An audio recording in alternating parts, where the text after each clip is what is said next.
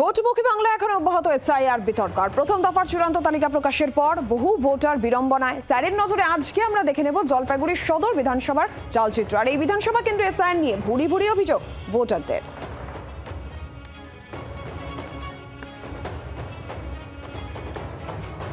জলপাইগুড়ি সদর বিধানসভার চূড়ান্ত ভোটার তালিকায় বাদ গিয়েছে ৩,৭৩৯ জনের নাম। চূড়ান্ত তালিকা অনুযায়ী জলপাইগুড়ি সদর বিধানসভায় মোট ভোটার ২,৫১,৮৭৭ জন।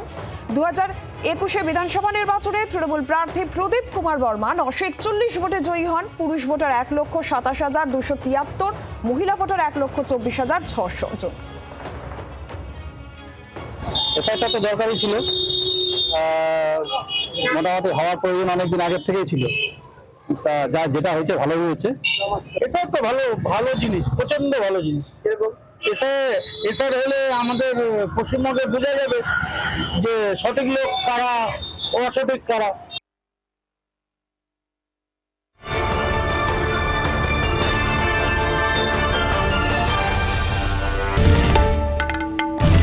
বাংলার আওয়াজ, বাঙালির আবেগ, জি 24 ঘন্টা।